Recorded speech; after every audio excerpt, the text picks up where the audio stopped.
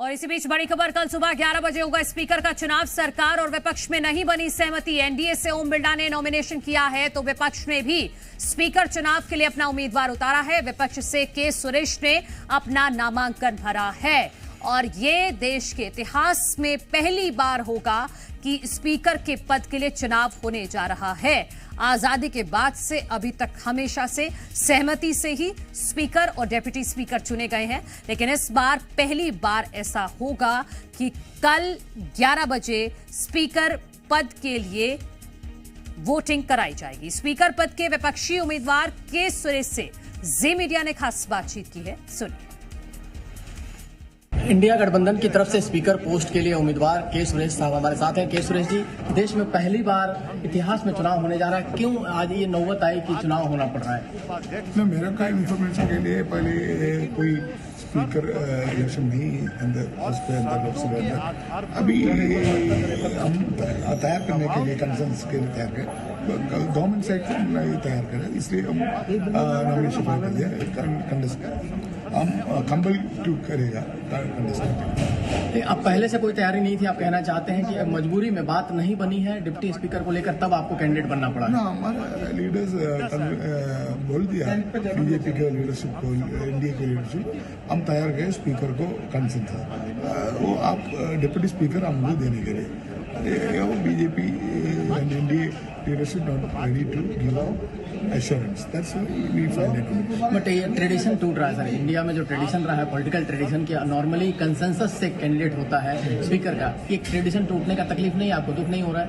But this government is not following the convention. That's why pro-tem speaker also they are denied to the because opposition member like me is the senior most member in Lok Sabha, but they are not given to me as a deputy pro-tem speaker. They are also violated the norms and conventions. एक आखिरी सवाल है sir, चूंकि number game की बात करें तो number आपके पास कम है, उनके पास ज्यादा है, तो आपको लग रहा है कि चुनाव हारने के लिए आप लड़ रहे हैं या फिर मैसेज देने के लिए चुनाव लड़ रहे हैं? Number is not a problem because the consensus is very important. So house following the system. That system they are broken. That's why we are compelled to contest.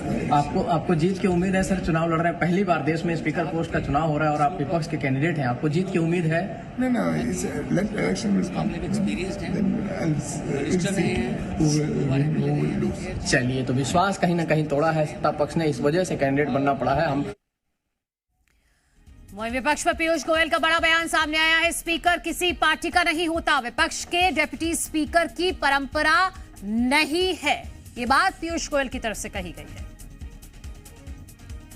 पहले लोकसभा का उपाध्यक्ष कौन होगा वो पहले तय करें, फिर अध्यक्ष के लिए समर्थन मिलेगा।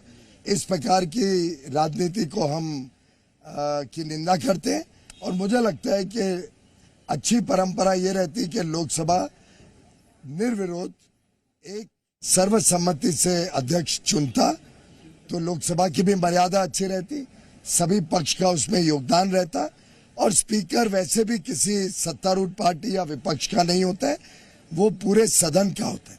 वैसे ही उपाध्यक्ष भी कोई पार्टी या दल का नहीं होता है, पूरे सदन का होता है और इससे उसमें सदन की सहमति हो, ऐसे शर्तों के आधार पर कि किसी एक पर्टिकुलर व्यक्ति या पर्टिकुलर पक्ष का ही उपाध्यक्ष हो, वो लोकसभा की कोई परंपरा में नहीं बैठता। धन्यवाद।